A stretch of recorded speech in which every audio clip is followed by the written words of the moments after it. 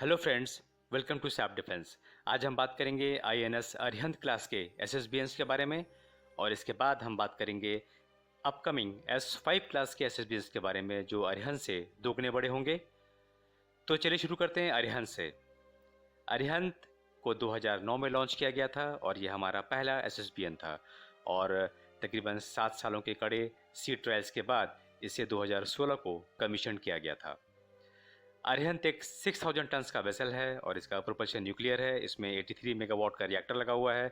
इसकी speed 24 knots की है सबमर्ज्ड और सरफेस पे 15 नॉट्स की। इसमें 95 से 100 क्रूज होते हैं। इसकी लेंथ 111 मीटर तक की है। जहाँ तक आर्मामेंट की बात करें तो इसमें 6 टॉर्पिडो ट्यूब्स दी गई हैं।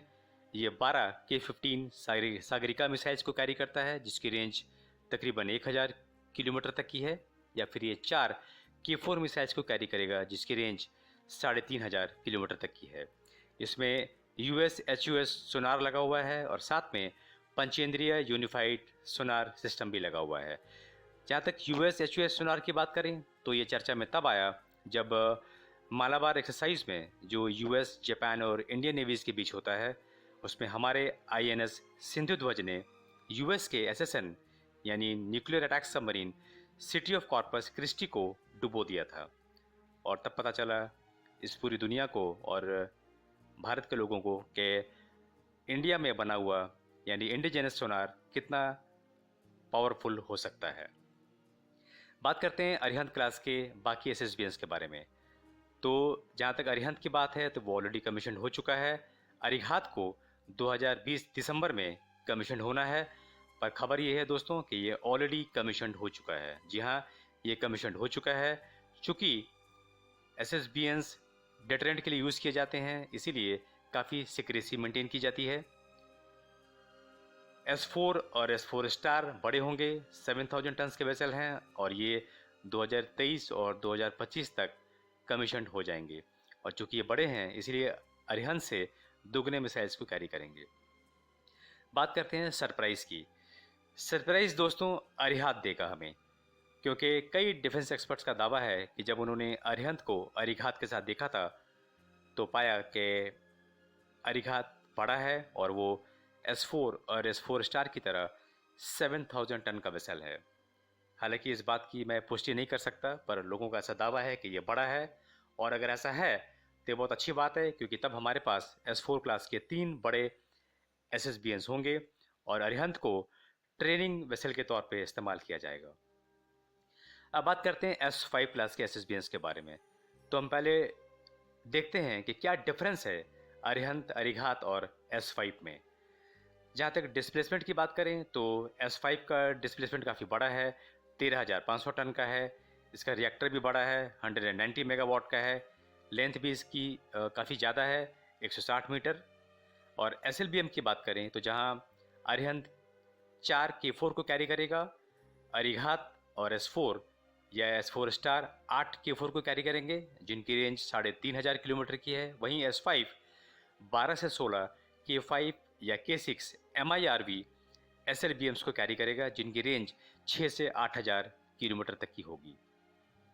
अब बात करते हैं डिफरेंस इन डिज़ाइन में S4 और S5 में। तो सबसे पहले नंबर आता है हाइड्रोप्लेन का, जहां अरिहंत क्लास के एसएसबीएंस में इसका हाइड्रोप्लेन इसके मास्ट में अटैच था, वहीं S5 में इसका हाइड्रोप्लेन फॉरवर्ड सेक्शन में होगा। आप देख सकते हैं इस ग्राफिक्स में। और ये बिल्कुल एसएसबीएन वैनगार्ड की तरह जो यूके का है उससे रिसेंबल करता है। ये बिल्कुल फॉरवर्ड सेक्शन में लगा हुआ है और ये आने वाले वैनगार्ड के सक्सेसर ड्रेडनॉट से भी काफ़ी रिसेंबल करेगा। तो ये बात है दोस्तों हाइड्रोप्लेन की। अब बात करते हैं साइलो हम्प की। इसका साइलो हम्प S5 का साइलो हम्प भी रशियन डेल्टा 4 से काफ़ी मिलता जुलता होगा, काफ़ी रिसेंबल करेगा।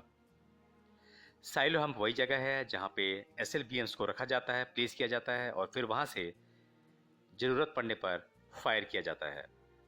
तो ये अगर हम साइलो हम्प की बात करें तो ये बिल्कुल तकरीबन मिलता जुलता होगा डेल्टा 4 से। अब बात करते हैं तीसरे डिफरेंस में, तीसरे डिज़ाइन में जो डिफ़र करता है S4 और S5 को, वो है इसका मास्ट। अरिहंत क्लास का जो मास्ट है वो काफ़ी ऊंचा था और बड़ा था, पर S5 का जो मास्ट है वो छोटा होगा और ये काफ़ी रिसेंबल करेगा बोराई क्लास के SSBNs के तरह। और ये आप कह सकते हैं कि इसका जो मास्ट है वो काफ़ी छोटा होगा और वो बोराई से मिलता जुलता होगा, पर इसका हाइड्रोप्लेन जो है वो वैनगार्ड से काफ़ी मिलता जुलता है।